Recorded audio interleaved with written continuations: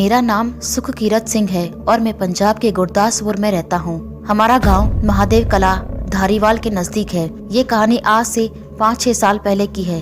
तब मैं 7th या 8th क्लास में था। हमारे खेत भी थे जो कि गांव से बाहर थे।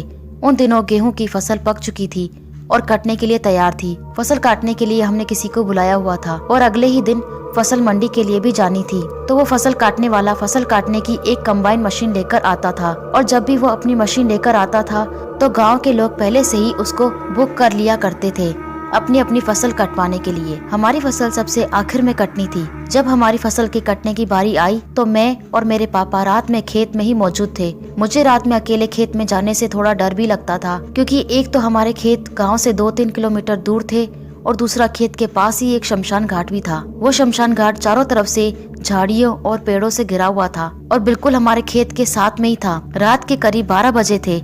हमारी फसल की कटाई शुरू हो गई। कुछ देर बाद कंबाइन मशीन वाले ने सारे दाने हमारे 2 ट्रॉलीज में लोड कर दिए और वहाँ से चला गया।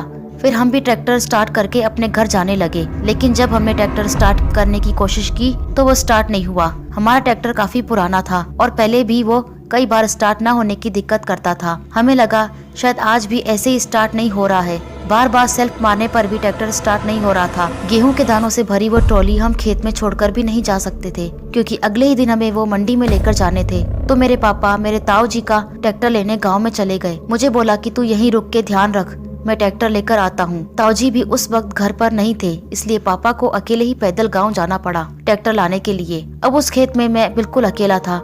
मुझे पता था कि उनको वापस आने में अभी टाइम लगेगा। खेत के चारों तरफ सन्नाटा छाया हुआ था। मैंने अपने फोन में टॉर्च जला दी और कानों में ईयरफोन लगा के गाने सुनने लगा। गाने सुनता हुआ मैं अपने ट्रैक्टर के आसपास ही टहल रहा था। चारों तरफ गुप अंधेरा था। दिल में हल्का हल्का डर भी लग रहा था। मैं ट्रैक्टर के आसपास ही घूम रहा था कि अचानक मुझे उस शमशान घाट की तरफ से कोई मूवमेंट दिखाई दी। मैंने उसी वक्त कानों से हेडफोन निकाल दिए और शमशान घाट के पास थोड़ा जाने लगा। मैं बस देखना चाहता था कि वहाँ कौन है, और शमशान घाट के करीब पहुंचकर जो मैंने देखा, मेरा तो खून वहीं जम गया।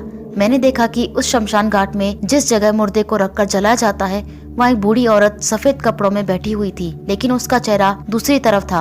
वो मेरी तरफ पीठ करके बैठी थी और वहाँ बैठी वो जोर जोर से एक अजीब सी आवाज निकाल रही थी, जैसे कि वो बहुत दर्द में हो। वो देखते ही मैं वहाँ से भागने लगा, लेकिन तभी मेरे पीछे से वो डरावनी आवाज आई, रुको बेटा। वो आवाज मेरे कानों में पड़ते ही मैं वहीं रुक गया और मैंने पलट कर देखा तो मेरी जान निकल गई। वो बिल्कुल मेरे सामने खड़ी थी, लेकिन वो इतनी जल्दी इतनी दूर से मेरे पास कैसे आई? उसके हुलिये के बारे में मुझे बस इतना ही याद है कि उसकी बॉडी बिल्कुल झुलसी हुई थी, जैसे कि वो आग में जली हो, और उसमें से बदबू भी आ रही थी। उसके सड़ते हुए शरीर में से खून भी निकल रहा था। वो सब देखकर मेरा दिमाग चक्कर खाने लगा और मैं वहीं बेहोश हो गया। बाद में जब मेरी आँख खुली तो मैं अपने घर में था। मेरे मम्मी पापा मेरे पास ही बैठे हुए थे और मुझे जगाने की कोशिश कर रहे थे। मैं 1 घंटे तक बेहोश था। फिर पापा ने बताया कि जब वो ट्रैक्टर लेकर खेत में पहुँचे तो मैं वहाँ नहीं था। मुझे ढूंढते हुए वो शमशान घाट में पहुँचे तो उन्होंने देखा कि शमशान घाट में मुर्दे जलाने वाली जगह पर मैं बेहोश पड़ा था। उनकी बात सुनकर मैं बहुत डर गया। मैंने उनको सारी बात बताई। जब मैं बेहोश हुआ था तब मैं शमशान के बाहर था, तो फिर मैं अंदर कैसे पहुँचा?